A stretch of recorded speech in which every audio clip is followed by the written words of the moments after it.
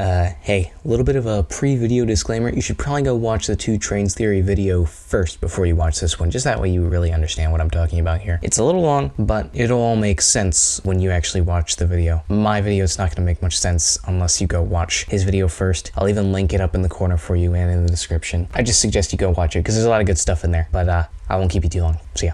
Dear the Two Trains Theory. Hello, it's me, Hallimar. You know, a few months ago, you released a video critiquing Melanie's flashbacks in Snowpiercer episode 206, and you know what? You really changed my mind on a lot of things. You really changed my view of Snowpiercer and the Snowpiercer universe as a whole. You pointed out how Melanie had changed personalities, you made me see that Wilfred wasn't totally evil, and you made me hold the three leaders of Snowpiercer under far greater scrutiny than before, thus making my opinions more refined and, dare I say, correct. But even though I agree with quite a bit of what you said, even the majority of the things you said, there are still a few things I disagree with or have something to say about it. It's mostly just things to say about and less disagree, but my statement still stands. Don't worry, it's nothing major, but it's a few things I just wanted to bring up that the show doesn't really fix or clarify after you release the video. But without further ado, let's begin. The first thing I wanted to mention was how I always thought that Wilfred Industries had plenty of time to prepare Snowpiercer for the freeze. After all, the first episode says that only the visionary Mr. Wilfred foresaw the future, thus implying it was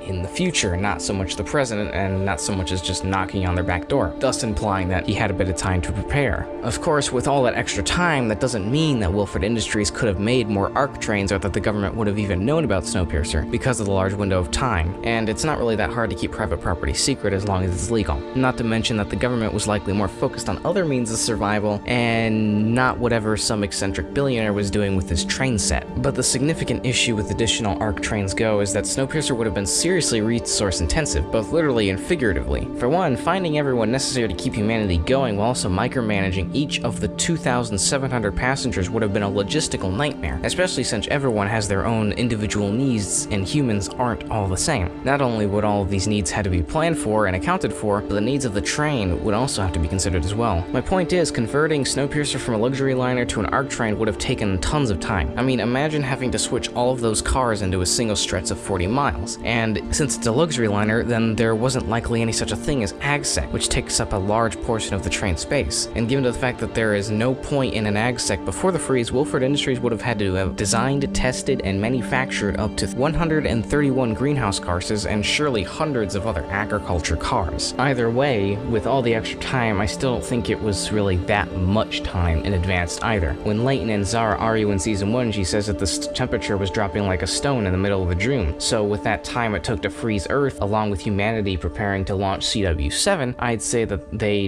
definitely didn't have more than a year to prepare for the freeze. In response to claiming that Wilfred was a fraud on this account, for claiming that the Engine Eternal was perpetual when it's really not, is more of a meta argument rather than a discrepancy or a theory argument. I still genuinely believe that Snowpiercer is in fact a perpetual motion machine in some form or another, or at least an attempt at one, and I know the show has said that Snowpiercer is powered through electrolysis, but that just really sounds like a load of crap to me. The reason I say that is because Snowpiercer's electrolysis relies on snow for power, which explains why they have to keep moving around and around and around to keep power. However, Big Alice didn't have this problem when they were in low idle for months on end. Sure, they could have shoveled in snow into the engine as if it were coal, but the biggest convincer for me is that the Engine Eternal was designed to be perpetual before the freeze, and before the snow was of great abundance. And given to the fact that Audrey describes Wilfred as having dozens of parties on his trains that went on for days, I'd say the Engine Eternal was in service a great deal before the freeze ever began. It could have been other trains, but I really don't think that, especially with Wilfred's great obsession with his Engine Eternal. He certainly would have never partied on any other train other than his Eternal Dreamliner. The last thing I really wanted to acknowledge was the issue of numerous passengers not showing up to Snowpiercer. Why on earth were so many left to freeze and die? Well, I have a theory, and I'll be covering it in greater detail in another video, but the explanation that I have for this one was that the additional passengers were left behind for the same reason that Alexandra was.